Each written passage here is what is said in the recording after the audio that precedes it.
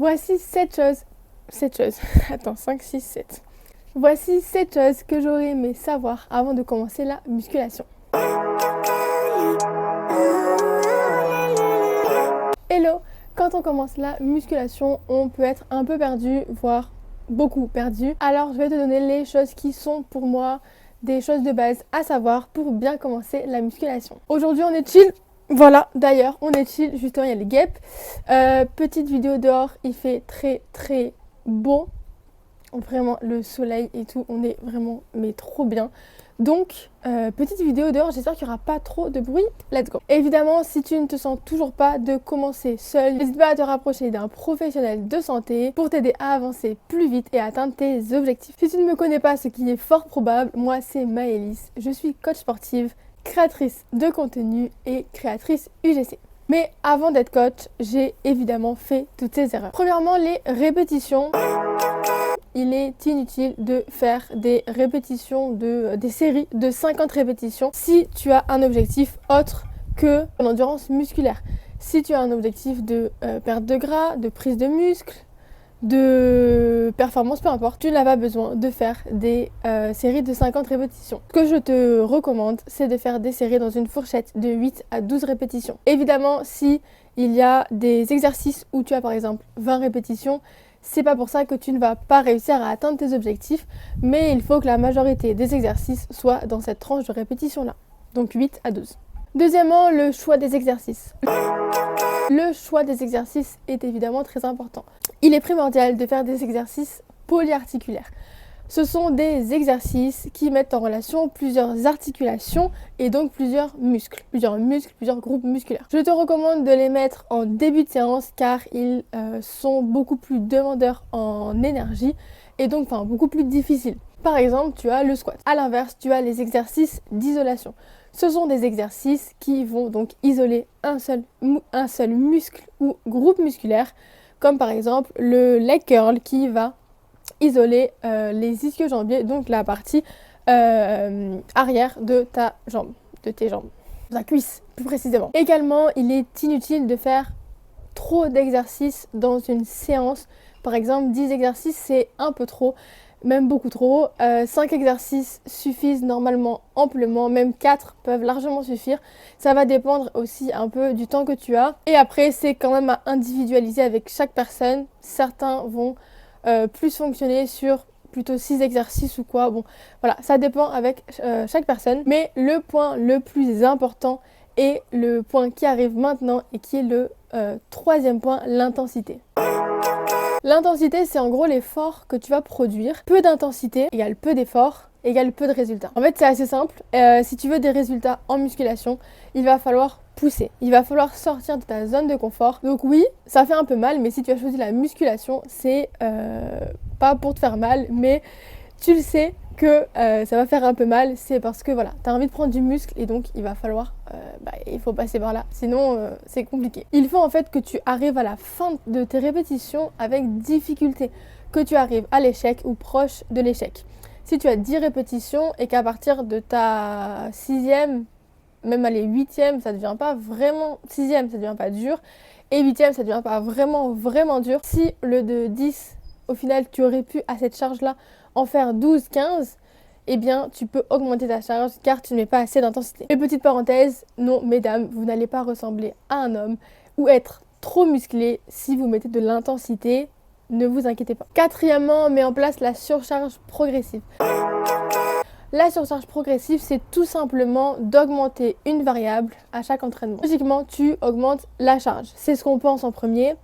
Surcharge progressive égale tu augmentes la charge donc de semaine en semaine. Sauf que tu ne vas pas pouvoir augmenter ta charge tout le temps. Donc il y a d'autres solutions. Si tu es entre deux paliers de charge mais que tu ne peux pas augmenter sans dégrader la technique, alors tu vas pouvoir faire d'autres choses.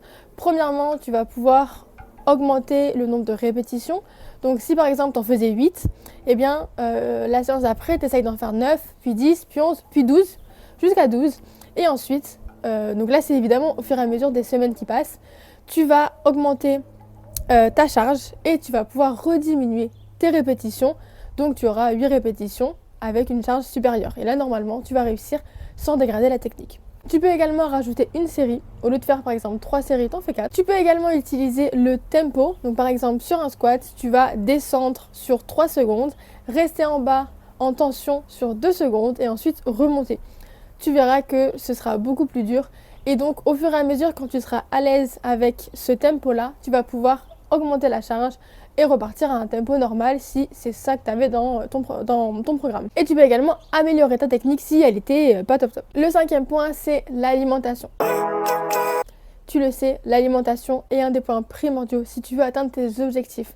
Peu importe tes objectifs, si ton alimentation n'est pas adaptée, tu ne vas pas réussir à les atteindre. Si par exemple, tu veux perdre du gras, tu fais de la musculation aussi, c'est très bien. Si tu veux perdre du gras et que tu ne manges pas du tout, tu manges 3 bouts de salade, un peu de poisson, un petit suisse et c'est tout, tu manges donc pas assez. Là, il va falloir réaugmenter tes calories et donc manger plus. Deuxième cas de figure, à l'inverse, toujours tu veux perdre du gras, mais tu manges beaucoup trop, sans forcément t'en rendre compte, mais il y a plein d'aliments, par exemple des aliments qui sont d'ailleurs très sains, mais qui sont aussi très caloriques. Eh bien, si tu manges beaucoup de ces aliments, ou beaucoup en général, et que tu manges au final trop par rapport à tes objectifs, eh bien, tu ne vas pas pouvoir perdre du gras. Dans ces cas-là, il faudra mettre en place un déficit calorique.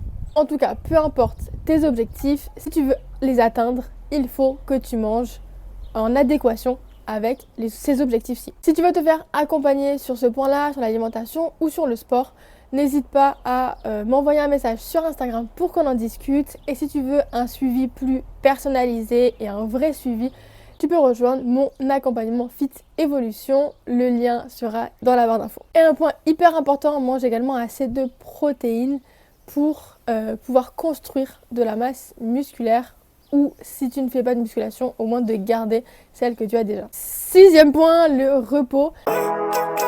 Le repos est hyper important pour progresser. Quand tu fais de la musculation, tes fibres musculaires vont se casser, des micro-lésions vont se former. Ces micro-lésions vont se réparer avec le repos pour en réalité grossir encore plus performante pour pouvoir s'adapter à la nouvelle contrainte. Donc si tu vas à la musculation par exemple, tu as des charges toujours plus lourdes, ton muscle doit s'adapter pour réussir à soulever ces charges lourdes, etc. Sauf que si tu ne te reposes pas assez, ton muscle ne va pas pouvoir se reconstruire, se régénérer et donc, eh bien là, c'est compliqué.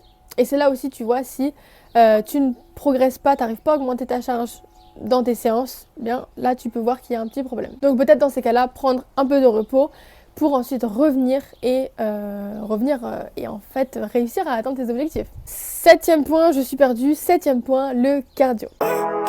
Le cardio, c'est top pour le système cardiovasculaire et ça, on est d'accord. Ton objectif est la prise de muscle, alors je te conseille et je te recommande vivement de faire ton cardio après ta séance de musculation. Si tu fais ton cardio avant, tu seras beaucoup trop fatigué pour faire ta séance de musculation alors que ton objectif principal n'est pas d'améliorer le système cardiovasculaire mais de prendre du muscle. Évidemment, les deux peuvent être faits. Donc voilà, tu fais ta séance de musculation et ensuite tu fais ton cardio. Petit message pour toi derrière ton écran qui m'écoute et qui pense peut-être que pour perdre du gras, il faut absolument faire que du cardio. Le cardio, c'est bien, ça peut augmenter ta dépense calorique et donc t'aider à perdre du gras. Jusque-là, on est d'accord. En revanche, si tu fais également des séances de musculation, vu que le muscle dépense plus d'énergie que le gras, tu vas avoir donc plus de muscles. Et donc tu vas augmenter ton métabolisme de base, ce qui fait que tu vas perdre du gras beaucoup plus facilement. Combiner la musculation avec du cardio, c'est une très bonne idée. Mais faire que du cardio et se buter à faire des heures et des heures de cardio, c'est pas le plus efficace. Enfin, dernier conseil un peu bonus sur le mindset. Peu importe tes objectifs, ça va prendre du temps. Si tu veux prendre du muscle, perdre du gras, avoir de meilleures performances, peu importe l'objectif, il y en a encore plein d'autres, ça va prendre du temps. Il faut être patient. Tu as vraiment envie d'atteindre cet objectif-là, alors continue, ne lâche pas et tu verras les résultats, crois-moi. Je te dirais qu'il faudra à peu près 3 mois pour voir les premiers résultats parce qu'au bout d'un mois, tu peux en avoir un peu, mais pas vraiment. En réalité, je pense que 3 mois c'est déjà bien pour voir les premiers résultats, mais ça peut prendre des années en fonction de ton objectif évidemment. N'hésite pas à te rappeler pourquoi tu le fais car c'est vraiment hyper important de se rappeler pourquoi on le fait, pour se motiver. Et évidemment, surtout prendre du plaisir parce que on n'atteint aucun objectif avec de la frustration, j'en suis convaincue. Donc le plaisir dans ce processus est évidemment super important. Et voilà, cette vidéo est terminée. J'espère qu'elle t'aura plu. N'hésite pas à me dire en commentaire si tu as des choses, toi, qui t'ont vraiment aidé à tes débuts en musculation. Ou dis-moi ce qui t'empêche de progresser ou ce qui t'empêche de commencer la musculation. Dis-moi tout dans les commentaires et on se retrouve bientôt pour une prochaine vidéo. Bye bye!